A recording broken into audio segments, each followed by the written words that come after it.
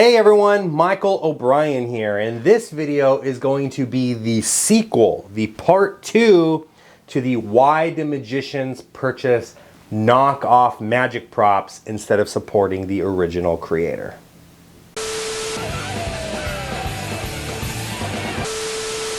Hello everyone, and welcome back to another episode of Advice for Magicians, where my job is to make you guys the best possible entertainers that you can be.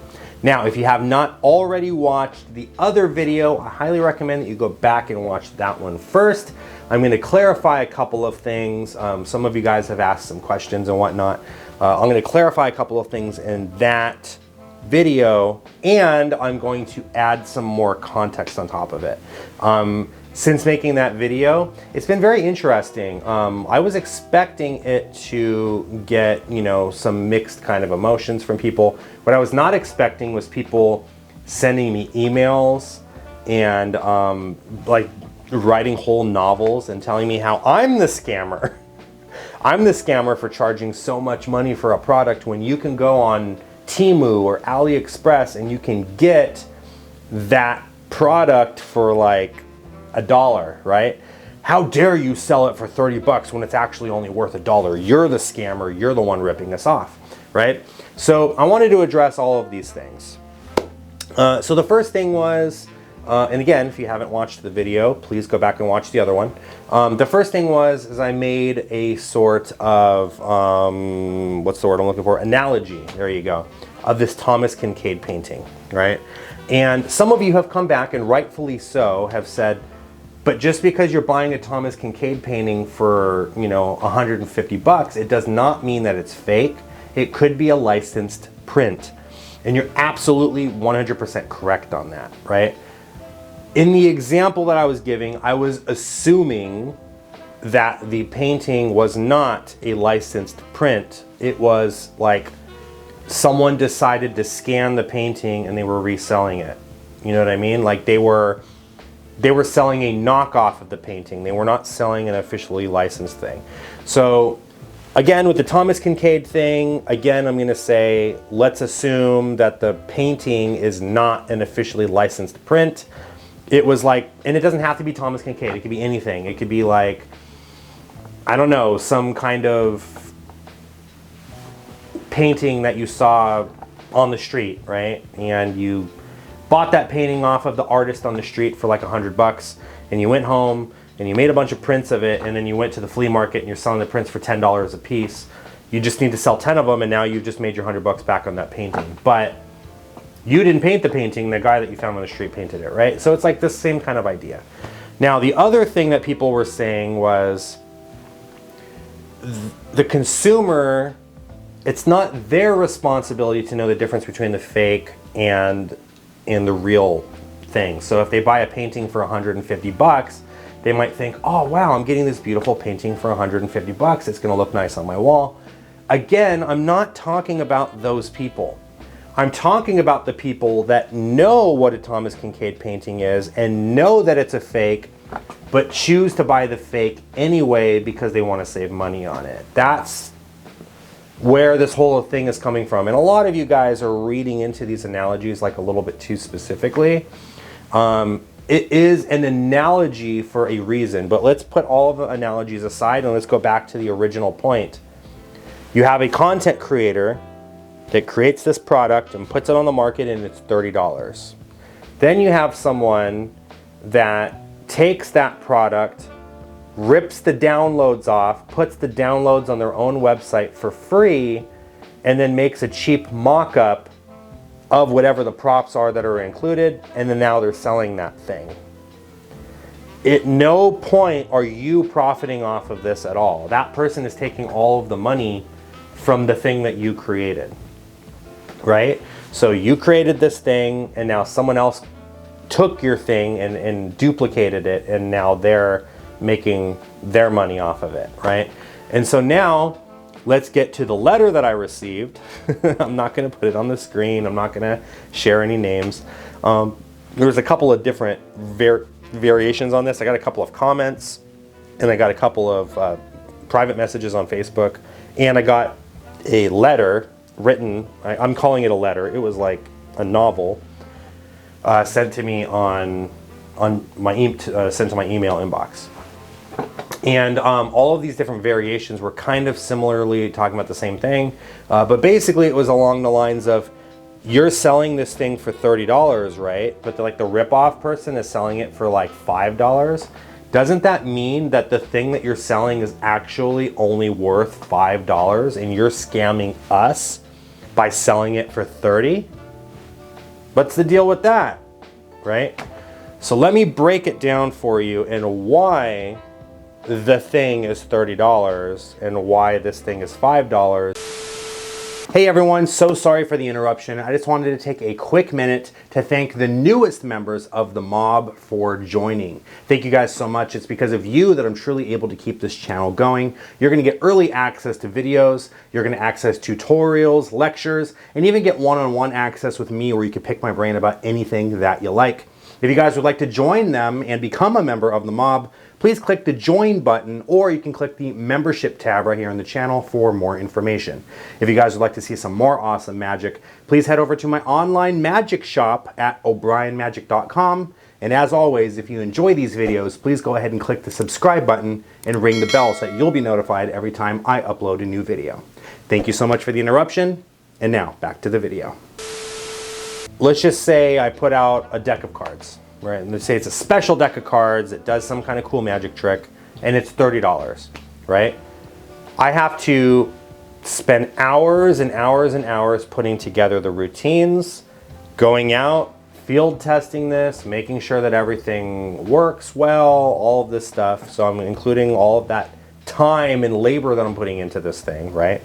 Then I'm saying, okay, cool, so now I've gotten the thing all worked out. Well, now I have to find a manufacturer to make the cards for me, right? So now I have to have the decks of cards made up. Let's just say it cost me $8 per deck to have this deck of cards made up, right? And you might be telling yourself, oh, that's great. It's $8 per deck. Well, it's, you know, you're selling the thing for 30. So like, that's a massive profit. Hold on a minute, right? If I were to just make the deck and then just hand it to someone on the street and be like, give me 30 bucks, maybe. But that's not what happens. Now I have to find a company that packages the thing. And let's just say it costs $3 to $5 per box to put this deck of cards in, right? Because it's in a nice little box, right? And I had to have someone design the artwork on the box. I'm not really an artwork designer, so I had to hire someone to do that. Well, I had to pay them $500 to design the artwork that goes on the box. So I had them design the artwork that goes on the box. So now it's $5 per box, it's $8 per deck, putting all that together, and so that's $13 overhead that I have. Now I also have all of the money and the time that I spent on developing the thing. So I hired a videographer to come and shoot the tutorials for me. I had to hire an artist to do all of the artwork and all of the designs for everything, right? So I paid a few grand for that.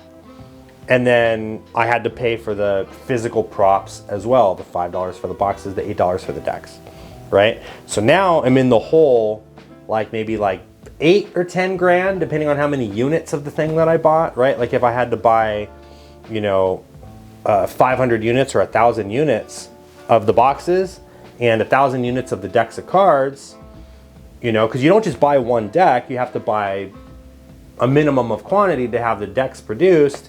So now I'm like 10 grand in the hole, right? I'm $10,000 in the hole for this thing that's ultimately going to go on retail for $30. Now, if I'm selling this thing that I'm paying $13 physically for, and then if you take the $2,000 that I paid for the videographer and the $1,000 or $500, let's just say I paid $3 grand total for like all the artwork and videography and everything, right? You divide that by 1,000, that's, you know, that's like what, 300 bucks, right? That goes into this. So I need to sell 1,000 of these things at $30 per unit, you know. That's the $3 grand right there. You know, it's like I'm making my money back on it just by selling these things. And then I do another run of them and I sell more of them, and now I'm starting to make a profit off of it. So it's not as simple as just it cost me $5 to make it and now I'm selling it for 30 and so I'm ripping you off. Like, all of this stuff went into it, all of this overhead went into it. Now what this person's doing is they didn't pay for any of that extra stuff. They didn't pay for the videography. They didn't pay for the artwork. They didn't pay for any of that stuff. They're just taking the download and they're stealing it and they're putting it on their website. So they didn't pay for any of that. And then you're thinking to yourself, yeah, but like, didn't you say the packaging was like $5 per unit and the deck was $8 per unit? How are they selling them for, $5, right? And that's where, again, you need to understand, I am not sitting here at home with my printer cutting and gluing and printing boxes. I'm not sitting here with my printer printing off these special decks of cards. I'm having them manufactured by another company, and the other company is charging me that amount. It's not costing the company $8 per unit to make the deck. It's costing them $1 per unit or 50 cents per unit to make the deck. And they're charging me $8 per unit so that they can make their profit off of it, right? So now let's assume this Chinese manufacturer that I went to have these decks of cards made and everything was like, we can make these, we've already been making them, it costs us $1 per unit to make it. Just steal the download off that guy's thing and we'll just keep printing them for $1 per unit, and we already have his download and everything, and we'll just sell it for $5 and we'll make our $4 profit off of it, right? And since it's so cheap, more people are gonna wanna buy the $5 thing than buy the $30 thing, right? And so that is why, and I know it took me a while to get here, I'm sorry. But that is why I sell the thing for $30 and not for $5. Because if I sold it for $5, I'd be losing money because it cost me $13 to package it. If I sold it for $13, I wouldn't make any profit off of it. And keep in mind, I paid all this money to produce it. Now, if I sold it for $15, that's $2 profit off of each one that I'm making. How many of those $2 profits do I need to sell to make my $3 grand back that I spent on production, to have the thing designed, to have the thing shot? You know, how many of these units would I have to sell? If I sold it for $20, how many of these units would I have to sell? If I sold it for $30, how many of these units would I have to sell? If I sold it for 50, if I sold it for 100, right? And so why am I selling it for $30? First of all, I should be selling it for $50 or $100. You're welcome, I'm selling it for $30. I'm selling it for as low as I can and still making it worth my time. So that's why I'm selling it for $30. I need to get my money back that I made on it. Otherwise, what's the point of putting it out? And you might be thinking, yeah, well, the Chinese manufacturer is just putting it out, but they didn't do any of the work, and that's the point that I'm trying to make. Let's go back to that. You met an artist on the street, and you took his painting, and you paid him $100 for it, and you made a bunch of prints, and you sold them for $10 a piece, right? The artist spent 3 or 4 hours painting that painting, and then you bought it from him. He did all of the labor. He bought the paint brushes. He bought the canvas. He bought the nice frame and everything that it went in. He paid $50 and spent 3 or 4 hours of his time to paint that and sold it to you for $100. So he made like a $50 profit off of it, let's just say, right? And so now you took that painting, which he put all this time and everything into and spent his overhead on, and he made his $50 on, and you went and you scanned it and you maybe paid $1 or $2 per sheet to scan it, and maybe you went to the store and you bought a cheap $1 frame to put it in. So you're paying $3 per unit now on these, and you're selling them for $10, right? And you're complaining that this guy sold this thing for $100 when this person is selling it for 10. Do you see the point that I'm trying to make? Again, is the analogy exact? No. There's going to be a bunch of people in the comment section of this video saying, but it's not the same thing because the painting is on canvas and that's on paper, and so that's why it's a different price. And shut up. Just understand the analogy. Understand that the point that I'm making is that this person is making a profit off of this guy's work, and the reason he's able to sell it for a lot cheaper is because he didn't have the overhead that went into it the same as this guy did. He's producing cheap versions of the same thing and selling it for cheaper, right?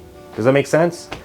Another comment that some people were saying is a lot of times the cheap AliExpress Temu version that I paid $5 for is better quality than the $30 thing that I spent $30 on, right?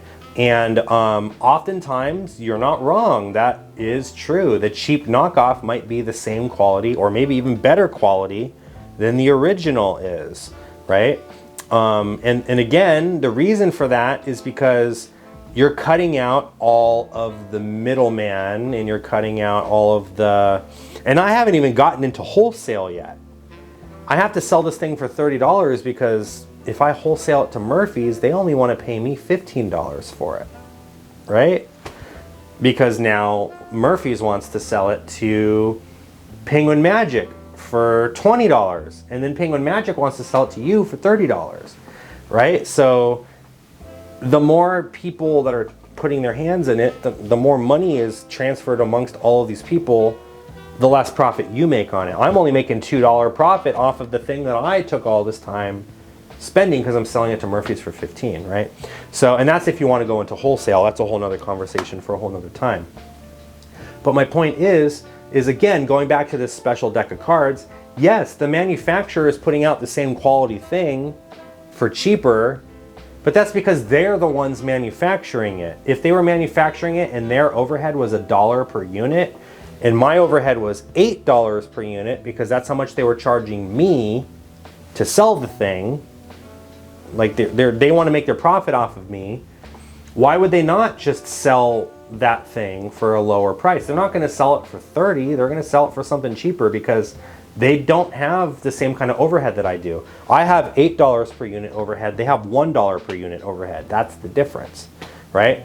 Now, the last thing that I'll say is that there are people that will say something like, there have been improvements that have been made by some of these knockoffs. For example, the D-lights. That was one that came up a couple of times. Someone was like, why would I buy Rocco's D-lights for $60 for one freaking D-light, and the battery dies and I can't even replace the battery on it?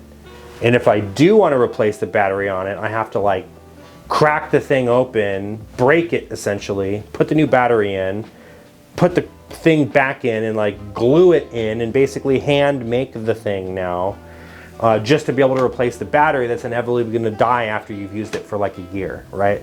So I'm investing all this money into this thing, and then Temu or AliExpress comes along and they're selling basically the same thing, but it's rechargeable and the light is even brighter. Why would I not go with the cheap knockoff over this one? And in my opinion now, this is where things start to get a little bit, the waters start to get muddied a little bit. I can actually empathize a little bit more with that person because this isn't a direct knockoff of the thing. This is actually an improvement on the original thing. And when you can innovate and improve upon something and make the older model no longer relevant because the newer model is better, that's when I think that, you know, I think there could be a conversation to be had there whether or not it's justifiable for somebody to go buy the thing. Because now they're not buying a cheap knockoff that was stolen, they're buying an updated version of the thing. And so again, the waters are a little bit muddy, right? When it comes to this, and it's one of those things where like you're not 100% sure what to feel, because like, yeah, Rocco put this product out and so another person copied the product and now they're selling the same effect, but that person improved upon it, right? It's like if I put out an ambitious card routine and then someone else puts out an ambitious card routine, but theirs is a lot cleaner than mine. It's a lot more direct. The sleight of hand is a little bit different. They've improved upon it. They've made it, you know, foolproof. It could be done surrounded, where mine was more angle sensitive, right? Should I really be upset that they put out their version of the ambitious card routine because it's better and cleaner than mine, right? Even though their ambitious card routine was based off of the one that I put out, you know? So it's like, that is a different conversation, I think, to have. What are your thoughts on that? I'd love to hear you guys explain to me what you think on that. But yeah, that's my thoughts on this whole cheap knockoff Temu situation. It really comes down to support the artist, because they put all of the work and effort into it. And if you cannot afford it, don't buy it. Or reach out to the artist and be like, look, I really want this, but I can't afford it. Is there some kind of deal or special that you can work out? Dude, I've had people reach out to me and be like, I absolutely love this thing that you put out, but like, man, it's like $100 and I really can't afford $100. Is there anything that you can do? Is there any way that you can help me out? And I've been like, look, it cost me $50 to produce the thing. So if you can pay me $50 and pay for the shipping and the taxes and everything like that, you'll get the thing and I won't make a profit off of it. I'll basically break even on it. I'm not trying to lose money. I can't give it to you for free. But if you can pay what I paid for it and I just break even, I'm happy to give it to you, as long as you're gonna use it, right? As long as you promise that it's something that you really need, that you're really gonna use. I've done that before, right? So if you can't afford something, just remember, you know, like, yeah, it sucks that you can't afford it. Try to see if you can work out a way to get it at a discount, get a coupon, go to penguinmagic.com when they're running their holiday special and buy it then. You know, like, there's different ways that you can get discounts on these things. But like, just being like, well, I can't afford it, so I'm gonna go buy the stolen version, that kind of sucks. Someone told me in a comment section of that video, if you can't afford it, buy the knockoff. And that's just the way that business works. And you should be more competitive. And boo-hoo to you if someone goes and buys it for cheaper. And it's like, look, man, I'm not Coca-Cola. I'm not Disney. I'm not a massive company that, like, if knockoffs come and spring up here and there where I'm losing a little bit of money here and there, but I'm still making my billions of dollars every year, that's not, I'm not that. I'm a dude in the spare bedroom of his house trying to make payments on where we live, trying to buy groceries, trying to spend extra money on my daughter and my family so that we can, like, go on vacations and stuff like that, you know, to travel, to be able to spend more time with my family and do things like this. I'm just trying to make some extra money to be able to survive, to be able to give my family things that they deserve to have. I'm not a millionaire. I'm not a billionaire. I'm not trying to make, you know, I'm not trying to rip people off, really. Like, I'm just trying to make my money back that I spent on the thing. And I think when you start producing your own magic and you start putting things out on the market and you start seeing how hard it is to do, and you start understanding there's a lot more that goes into it than just, I came up with this idea and now I'm gonna put this out on the market and make my money from it, especially if it's a physical product. I'm not talking about, like, I crapped out this idea and put a download on the Penguin Partner Program and I'm selling it for $3 and I shot it this morning and it's up on Penguin this evening and I'm making my money off of it. I'm talking like, you had to find a manufacturer, you had to find a packing company, you had to find a videographer, you had to find someone to do the graphic design for you, you had to spend all the time coming up with the ideas, the multiple different routines that go with the thing, writing the ad copy for it, all of this stuff. There's so many things that go into this that some people don't even know about, only to spend all of this time and be in debt because of this product, because I have 500 units of this thing sitting in my closet right over there that I haven't sold yet, so I'm still in debt. And then a knockoff version comes along, and not only do people go and buy the knockoff, but they actually point the finger at you for being the scammer. It kind of sucks. Someone in my comment section said, stop bitching about it. Well, I'm going to continue to bitch about it because it does suck. Someone else in the comment section, well, then just don't put magic out. And honestly, that is the ultimate conclusion of all of this. There are tons of content creators that have some brilliant ideas. I won't name names, but I was watching someone perform something the other day, and I was like, dude, that is so cool. Like, is that something that you have put out on the market already? And they're like, no, I'm not going to release this. This is just for me to do. I'm like, well, why not? Because if I put it out on the market within like a week or 2 weeks, it's going to be for free on every website, and I'm not going to make any money off of it anyway. So why would I bother? And I'm like, yeah, he's not wrong. That kind of is how it is sometimes. So long-winded video, but I think this is probably the last time I'm going to talk on the subject. If you guys have any questions for me, I'll answer them in the comment section below. If you've come just to call me a scammer and tell me to stop bitching, I'm just going to block you because I don't need to hear that from you. Spend money in my online store. Go to o'brienmagic.com and pay me, and then you have the right to complain. If you're just going to come and complain anyway, don't need you on my channel. For those of you guys that do support me, I love you. I'll see you in the next video.